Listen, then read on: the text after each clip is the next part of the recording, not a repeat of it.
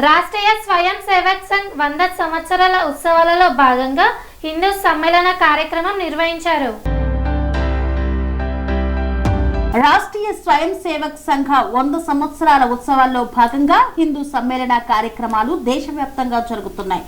ఇందులో భాగంగా సికింద్రాబాద్ పరిధిలోని ఓల్డ్ బోయిన్పల్లిలోని హస్మత్ పేట్ దుబాయ్ గేట్ వద్ద గల పటేల్ గార్డెన్ లో హిందూ సమ్మేళన సేవా భారతి ఆధ్వర్యంలో హిందూ సమ్మేళన కార్యక్రమాన్ని ఘనంగా నిర్వహించారు.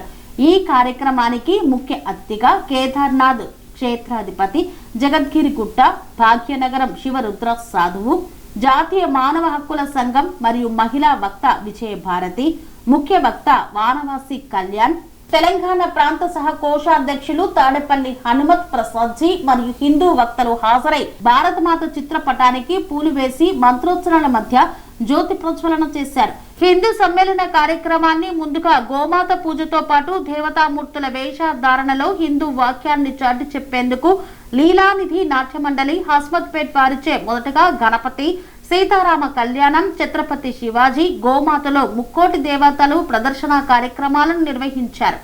అనంతరం వక్తలు మాట్లాడుతూ హిందూ సమాజాన్ని, నేటి సమాజానికి యువత చెడు మార్గంలో వెళ్లకుండా హిందూ సమాజాన్ని కాపాడుకునేందుకు మనం ముందున్న సవాళ్లను ఎదుర్కొంటూ హిందూ దేశంగా గర్వంగా చెప్పుకునేందుకు ముందుకు సాగాలని వక్తలు పేర్కొన్నారు. ఓల్డ్ బోయిన్పల్లి హస్మత్ పేట్ సమావేశం దేశానికి ఆత్మ హిందూ ధర్మం, హిందూ సంస్కృతి మరియు హిందూ సమాజం కావున హిందూ సమాజాన్ని చైతన్యవంతం చేసి సమైక్యపరిచి మన దేశాన్ని తిరిగి విశ్వగురువుగా నిలపాలనే లక్ష్యంతో నేటి కాలమాన పరిస్థితులలో ఎదురవుతున్న అనేక సవాళ్లను ఎదుర్కొనేందుకు హిందువుల ఐక్యత అవసరం. హిందూ సమాజం పట్ల గౌరవ భావం, ఏకాత్మక భావన, స్వధర్మం పట్ల అంకిత భావం, సేవా గుణం వంటి వాటిని వికసింపచేసేందుకు మీ అందరి భాగస్వామ్యాన్ని కోరుకుంటూ హిందూ సమ్మేళనం ఏర్పాటు చేయడం జరిగిందని పేర్కొన్నారు. ఈ హిందూ సమ్మేళన కార్యక్రమంలో మనమంతా కుటుంబ సమేతంగా పాల్గొని మాతా దర్బార్ తీర్థ ప్రసాదములు స్వీకరించారు. ఈ కార్యక్రమంలో ఓల్డ్ బోయిన్పల్లి హస్మత్ పేట్ ప్రాంత హిందువులు, ఆంజనేయ స్వామి భక్తులు, ప్రజలు, అర్చకులు, చిన్నారులు అధిక సంఖ్యలో పాల్గొన్నారు. ఈ కార్యక్రమానికి బోయిన్పల్లి పోలీసులు గట్టి భద్రతా ఏర్పాట్లు చేశారు. క్షేత్రాధిపతి జగద్గిరిగుట్ట, భాగ్యనగర్ నివాసులు, అలాగే విజయభారతి గారు, అలాగే తాడేపల్లి హనుమత్ ప్రసాద్ జీ, ఈ హనుమత్ ప్రసాద్ జీ కూడా వనవాసి కళ్యాణ్ పరిషత్కు మన తెలంగాణ ప్రాంత వారి కార్యక్రమాలు ఎన్నో నిర్వహిస్తూ ఇప్పటికి కూడా ఆయన ఎప్పుడు పోయినా మన హిందువులకు ముందు ఉంటారు. కాబట్టి మనం అతనికి విన్నపం చేసుకున్నందుకు మీరు ఎలాంటి ఏ సమయమైనా మేము ముందుంటామని చెప్పేసి మాకు ఎంతో అమూల్యమైన సమయాన్ని ఇచ్చి ఈ సభని అలంకరించిన, ఈ వేదికని అలంకరించిన పెద్దలకు, గౌరవనీయులైన ఇక్కడికి విచ్చేసిన మాతో సహకరించిన పెద్దలందరికీ పేరు పేరున, ఇక్కడ కార్యనిర్వాహకులు కూడా మనకెంతో సహకరించి పొద్దున్న నుండి గత 10 రోజుల నుంచి నిద్రాహారం లేకుండా ఈ కార్యక్రమం మాత్రం గీతాన్ని ఆలోచించడానికి నాకు మా కూతురికి అవకాశం ఇచ్చినందుకు. అయితే దీని విషయాన్ని కొద్దిగా బ్రీఫ్గా ఎప్పుడు రచించారు, ఎవరు రచించారని చెప్తాను. ఇది 1996 1875 నాడు నవంబర్ 7న బంకిం చంద్ర చటర్జీ, వారిని బంకిం చంద్ర చటోపాధ్యాయ కూడా అంటారు, వారు రచించారు. అయితే ఈ గీతాన్ని ఈ ఆలోచించేటప్పుడు రవీంద్రనాథ్ ఠాగూర్ మొట్టమొదటిసారి కాంగ్రెస్ యొక్క సమ్మేళనం లోపల మొట్టమొదటిసారి వారు ఈ గీతాన్ని ఆలోచించారు. ఇది 1896 లోపల రవీంద్రనాథ్ ఠాగూర్ గారు ఈ జాతీయ కాంగ్రెస్ సర్వసభ సమావేశంలో పాడారు. ఇప్పుడు అందరికీ కార్డ్స్ ఉన్నాయి కదా, మేము మొదటి లైన్ మేము పాడతాము వందే మాత్రం, తర్వాత మీరు కూడా అదే శైలి లోపల పాడాలి. కొంచెం వేగం తక్కువ ఉందండి ఇది, ఆ వేగం లోపల మీరు పాడాలి. మేమేమైతే పాడుతుంటామో ఆ విధంగా ఫాలో కండి. అందరూ దయచేసి లేచి నిల్చోలుగా కోరుతున్నాం. ఎప్పుడు కూడా ఎవరైనా సరే క్షేత్రాధిపతి జగద్గిరిగుట్ట, భాగ్యనగర్ నివాసులు, అలాగే విజయభారతి గారు, అలాగే తాడేపల్లి హనుమంత్ ప్రసాద్జీ ఈ హనుమంత్ ప్రసాద్జీ కూడా వనవాసి కళ్యాణ్ పరిషత్కు మన తెలంగాణ ప్రాంత వారి కార్యక్రమాలు ఎన్నో నిర్వహిస్తూ ఇప్పటికి కూడా ఆయన ఎప్పుడు పోయినా మన హిందువులకు ముందు ఉంటారు కాబట్టి మనం అతనికి విన్నపం చేసుకున్నందుకు మీరు ఎలాంటి ఏ సమయమైనా మేము ముందుంటామని చెప్పేసి మాకు ఎంతో అమూల్యమైన సమయాన్ని ఇచ్చి ఈ సభని అలంకరించిన ఈ వేదికని అలంకరించిన పెద్దలకు గౌరవనీయులైన ఇక్కడికి విచ్చేసిన మాతో సహకరించిన పెద్దలందరికీ పేరు పేరున ఇక్కడ కార్యనిర్వాహకులు కూడా మనకెంతో సహకరించి పొద్దున్న నుండి గత 10 రోజుల నుంచి నిద్రాహారాలు లేకుండా ఈ కార్యక్రమం ప్రపంచాన్ని చూస్తున్నాం. మనం ఇవాళ ఎన్నో రంగాల్లో మనం ఈరోజు చాలా అభివృద్ధిని సాధించాం. కానీ కొన్ని విషయాల్లో మాత్రం ఇంకా వెనుకబడే ఉన్నామని చెప్పాలి. నాకు తెలిసిన ఒక ఆవిడ ఉన్నారు. ఆవిడ రోజు ఎక్కడైనా దారిలో నడుస్తున్నప్పుడు ఎవరైనా ఆవిడని తగిలినా, చిన్న పిల్లలు ఆడుతూ వచ్చి ఆవిడ చీర కొంగుని తగిలినా ఆవిడ వెంబడే వెళ్ళి ఇంట్లో స్నానం చేసుకుంటారు. ఇలా ఆవిడ రోజుకి 2-3 సార్లు స్నానం చేస్తారు. దీనివల్ల కొన్నిసార్లు ఆవిడకి జలుబు జ్వరం కూడా వచ్చేది. అయినా ఆవిడ మానేది కాదు. మీకు తెలుసా ఆవిడ ఇలా ఎందుకు చేస్తుందో? ఎవరైనా చెప్పగలరా? అంటారా? చిన్న కులం వాళ్ళు అంటుకుంటే మనం వెళ్ళి స్నానం చేసుకోవాలి. ఈ రోజుకు కూడా మన సమాజంలో, మన హిందువులలో ఈ కులం అనే అడ్డు కూడా ఇంకా ఉంది. ఒక చిన్న సందర్భం గురించి మాట్లాడతాను. ఒక ఊర్లో ఒక రామాలయంలో అందరూ కలిసి రాముల వారి కళ్యాణము, రథోత్సవము చేయాలని నిర్ణయిస్తారు. హడావుడిగా ఊరంతా కోలాహలంగా సన్నాహాలు చేస్తూ వేద పండితులు మంత్రాల మధ్యలో రాముల వారి కళ్యాణం జరుగుతుంది. రాముల వారి రథయాత్రకి రథాన్ని సిద్ధం చేస్తారు. ఒకవైపు పండితులు మంత్రాలతో, ఇంకొక వైపు రథాన్ని లాగడానికి మంచి ఒక 10 మంది పహల్వాన్లు కూడా తయారుగా ఉంటారు. వారు ఎంతో ద్రౌపది మాత శ్రీకృష్ణుడి గురించి అంటూ ఉంటే, సుభద్రం నా అన్నయ్య నిద్ర వస్తలేదు అని అన్న ఒక సమయంలో చెల్లి నేను చెప్తానులే అని చెప్పి ఒక వ్యూహం చెప్తూ ఉంటాడు, పద్మ వ్యూహం గురించి. కానీ చెల్లి పడుకునే సమయానికి కొద్దిసేపటి తర్వాత కొడుతూ ఉంటే శ్రీకృష్ణుడికి అర్థమై అభిమన్యుడు కడుపులో నుంచి వింటున్నాడు అని అక్కడికే ఆపుతాడు. చూసారా, గురువు యొక్క విషయం చెప్తున్నా, బాగా గమనించాల్సిన విషయం. దేవుడు అంటే దేవతల కడుపులో పుట్టాడు ఆయన గారు. పుట్టినప్పుడు మహాభారత యుద్ధం జరుగుతున్నప్పుడు అభిమన్యుడికి కొంచెం దూకుడు ఎక్కువయ్యి ఒకేసారి పద్మవ్యూహంలోకి జొరబడ్డాడు. జొరబడేటప్పుడు శ్రీకృష్ణుడు చెప్తూనే ఉన్నాడు, అభిమన్య తగదు మీరు వెళితే ప్రమాదం జరుగును అని చెప్పినా కూడా వినకుండా, నేను వీరుడునని, నాకు మా మామ శ్రీకృష్ణుడి బలం ఉందని చెప్పేసి విర్రవీగుతూ వెళితే వెనక్కి రాలేకపోయాడు, ప్రాణం కోల్పోయాడు. మీ అందరికీ తెలుసా? ఈ విషయం వల్ల తెలుసుకోవాల్సింది ఏంటో తెలుసా? గురువు యొక్క లక్షణాలని మీరు పరిపూర్ణంగా తెలుసుకోకుండా మిడిమిడి జ్ఞానంతో నేను ప్రపంచాన్ని గెలుస్తానంటే ఓడిపోవడం తథ్యం. మీరు చేయాల్సింది పరిపూర్ణమైన జ్ఞానం సంపాదించాలంటే అది తల్లిదండ్రుల నుంచే మొదలవుతుంది. గుర్తుపెట్టుకోండి. నేను అభిమన్యుని ఎందుకు పోల్చానంటే, ఇందాక ఒక అమ్మ అన్నది, ఆ అమ్మ తల్లి గర్భం నుంచే మన గుణగణాలు నేర్పించవచ్చు అని అన్నది. అవునా కాదా? మరి అలాంటప్పుడు అమ్మ దేవాది దేవతలకే తప్పట్లేదు వ్యూహంలో నుంచి బయటికి రావాలా వద్దా అని అన్నప్పుడు చిన్నపాటి జీవితం మన సంస్కృతిని కాపాడుకొచ్చారు. ఛత్రపతి శివాజీ యొక్క గురువు ఎవరు?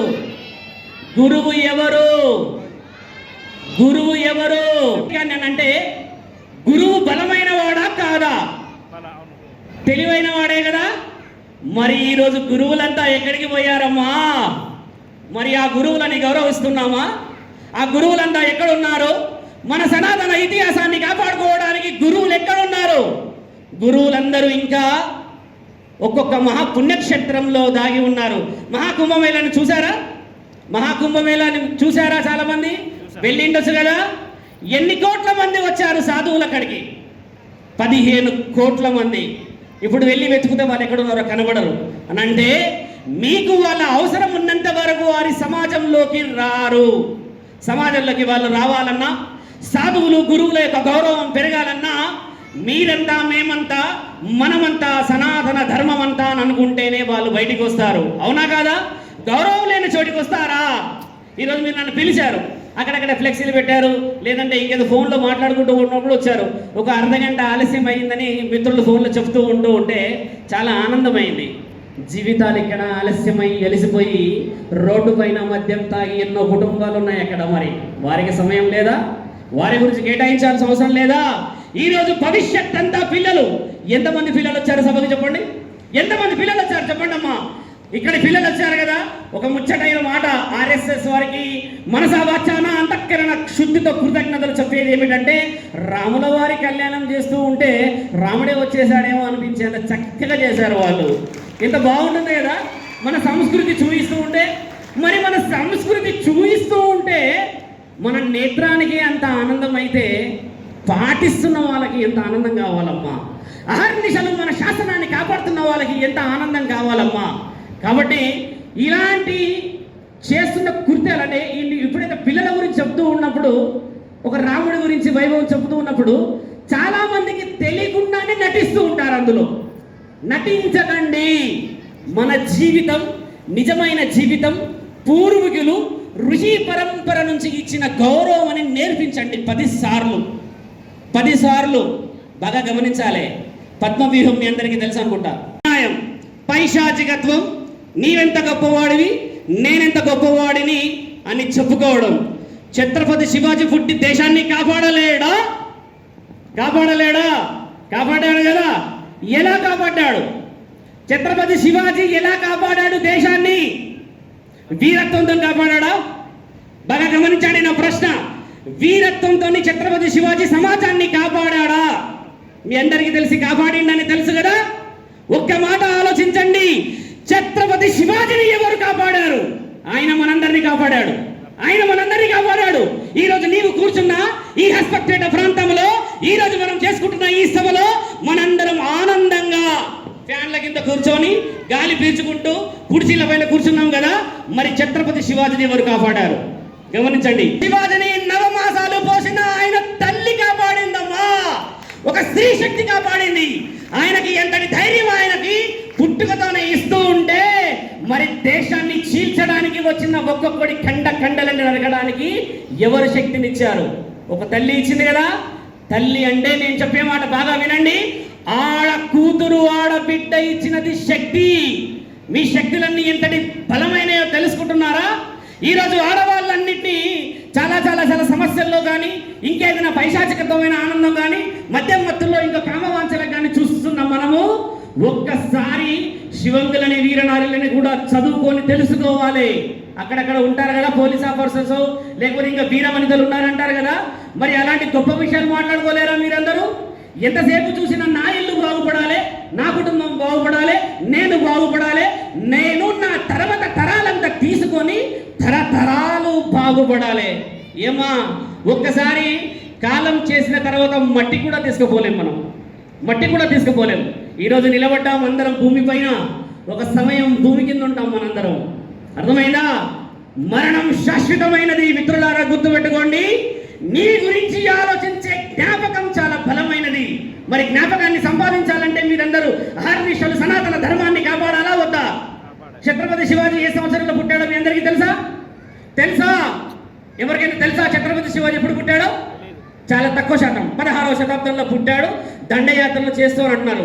500 సంవత్సరాల తర్వాత కూడా ఆయనని గుర్తు చేసుకుంటున్నామనంటే మరి ఆయన రక్తం మన నరనరాల్లో ఉందా లేదా? గౌరవనీయులైన పాత్రికేయులు మిత్రులకు మా శుభాభినందనములు. ఇంతసేపు మీరు ఇక్కడ ఈ సభలో చాలా సమయం కూడా కేటాయించారు. ఎంతో ఓపికతో మీరందరి సందేశాలని రికార్డు చేస్తూ ఈ సందేశము దేశవ్యాప్తంగా ప్రచారం చేయవలరని మీ మిత్రుల మా టీవీ ఛానళ్ళ ద్వారా మేము మిమ్మల్ని వేడుకుంటున్నాము. అలాగే ఇక్కడ యాక్చువల్ ఆర్ఎస్ఎస్ ఇక్కడికి తీసుకొచ్చిన వ్యక్తి ఇప్పుడు మన మధ్యలో లేరు. మామిడి శ్రీనివాస్ గారని మొట్టమొదటిగా ఆర్ఎస్ఎస్ తీసుకొచ్చారు. ఆయన ఇక్కడ లేరు ఇప్పుడు. ఆయన మా స్వయాన మా చిన్నాన్న గారు అలాగే ఆర్య సమాజం కూడా ప్రెసిడెంట్గా పనిచేశారు. ఎన్నో కార్యకర్తలు విహెచ్పి, దక్కన్ సేవా సమితి అలాంటి ఎన్నో కార్యక్రమాలు నిర్వహించి మన మధ్యలో లేకుండా ఈరోజు ఎంతో గొప్పగా మేము ఆయన పేరు తలుచుకుంటూ ఈ సంభవాన్ని ఏర్పాటు చేసి అందరం ఇలాగే మన హిందూ ధర్మాన్ని ముందుకు తీసుకొస్తూ మన హిందువులంతా ఏకం కావాలన్న ఉద్దేశంతోనే ఈ సభా కార్యక్రమాన్ని మా బస్తీ ద్వారా హస్మత్పేట ఓల్డ్ బోన్పల్లి భక్తుల మన బస్తీ వాసులతోనే సహకారం తీసుకొని వాళ్ళ సహకార సాయశక్తులతో పరోక్షంగా కానీ ప్రత్యక్షంగా కానీ వస్తు రూపంలో కానీ ధన రూపంలో కానీ అందరూ సేవ మా దానికి సహకరించిన వారందరికీ పేరు పేరున వాళ్ళకందరికీ మా హిందూ సమావేశం ద్వారా సమ్మేళనం ద్వారా వాళ్ళందరికీ మేము కృతజ్ఞతలు తెలుపుతున్నాము. అలాగే మనమందరం హిందువులము ఇక ముందట ఇలాంటి సభలు ఎన్నో పెట్టుకోవాలా, మనం అందరం హిందువులం ఏకం కావాలన్న ఉద్దేశంతోనే ఈ సభని మేము ఇక్కడ ఎంతో కష్టంగా అందరి మనులని ఒప్పించి ఈ సమావేశాన్ని ఇంత జనాన్ని పోగు చేసినందుకు మా శక్తి వల్ల ఏదైతే హిందూ సమ్మేళన సమితి ఉన్నారో వాళ్ళందరి సహాయ శక్తులతో మేము ఈ కార్యక్రమాన్ని జయప్రదం చేసుకొని ఈరోజు ముగించుకున్నాము. మీ మిత్రుల టీవీ ఛానళ్ళ ద్వారా మీరు ప్రత్యేకంగా ఈ హిందూ ధర్మానికి సహకరించాలని మరి మనసారా మేము కోరుకుంటున్నాము. నా శాసనాన్ని కాపాడడానికని, నా ఇతిహాస పురాణాన్ని కాపాడడానికని అక్కడక్కడ ఆడపిల్లలని మానభంగం చేస్తూ ఉంటే ఇక్కడ భోజనం తినాలా మనందరము? ఒకసారి ఆలోచించారా? ఆడపిల్లలని వికృతంగా వారికి కావలసిన కామవాడే ఇక్కడ భోజనం గురించి కూర్చున్నామా? నా జాతిని కాపాడుకునే హక్కు లేదా మనకి? మన ధర్మాన్ని కాపాడుకునే హక్కు లేదా మనకి? మన శాసనాన్ని, ఇతిహాస పురాణాలని, తాళపత్రాలని కాపాడుకునే హక్కు లేదా? ఉన్నది కదా. ఉన్నది అంటే తల ఊపండి మిత్రులారా.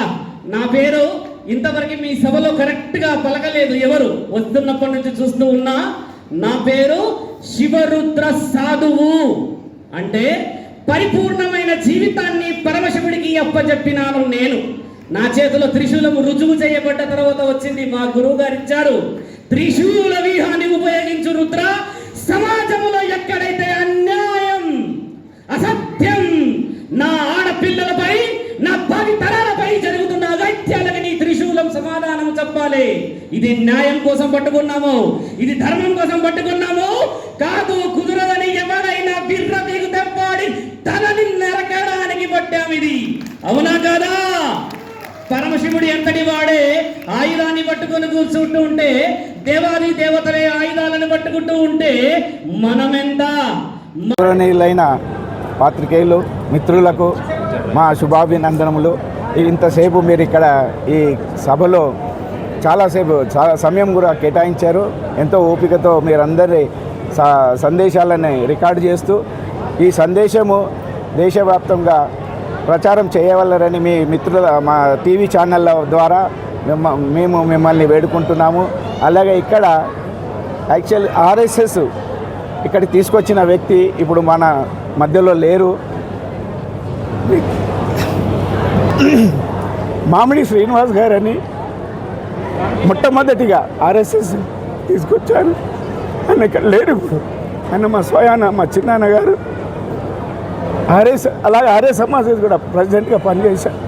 ఎన్నో కార్యకర్తలు విహెచ్పి, దక్కన్ సేవా సమితి అలాంటి ఎన్నో కార్యక్రమాలు నిర్వహించి మన మధ్యలో లేకుండా ఈరోజు ఎంతో గొప్పగా మేము ఆయన పేరు తలుచుకుంటూ ఈ సంభవాన్ని ఏర్పాటు చేసి అందరం ఇలాగే మన హిందూ ధర్మాన్ని ముందుకు తీసుకొస్తూ మన హిందువులంతా ఏకం కావాలన్న ఉద్దేశంతోనే ఈ సభా కార్యక్రమాన్ని మా బస్తీ ద్వారా హస్మత్పేట ఓల్డ్ బోన్పల్లి భక్తుల మన బస్తీ వాసులతోనే సహకారం తీసుకొని వాళ్ళ సహకార సాయశక్తులతో పరోక్షంగా కానీ ప్రత్యక్షంగా కానీ వస్తు రూపంలో కానీ ధన రూపంలో కానీ అందరూ సేవ మా దానికి సహకరించిన వారందరికీ పేరు పేరున వాళ్ళకందరికీ మా హిందూ సమావేశం ద్వారా సమ్మేళనం ద్వారా వాళ్ళందరికీ మేము కృతజ్ఞతలు తెలుపుతున్నాము.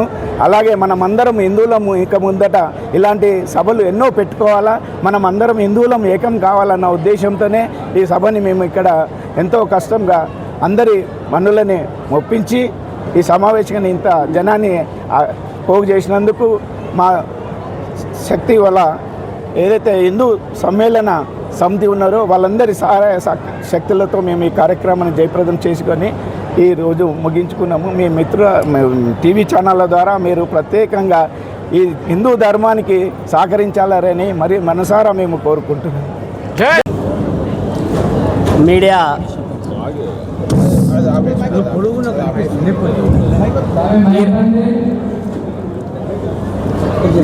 నమస్కారం మిత్రులారా, ఈరోజు ఆర్ఎస్ఎస్ యొక్క 100 సంవత్సరాల యొక్క వైభవాన్ని, విజయ ఉత్సవాలను పురస్కరించుకొని దేశవ్యాప్తంగా జరుగుతున్న ఈ సభలన్నీ విజయవంతం అవుతూ ఇంకా జరగబోయే కార్యక్రమాల్లో కూడా విజయం చూడాలని ఆశిస్తూ సాధు ధర్మాన్ని ప్రజలందరికీ అందజేస్తూ సనాతన ధర్మం యొక్క గొప్పతనాన్ని, మన యొక్క విలువలని, సంస్కృతిని కాపాడుకునే అవకాశాన్ని ఈరోజు ఆర్ఎస్ఎస్ ప్రజలందరి దగ్గరికి తీసుకొచ్చింది.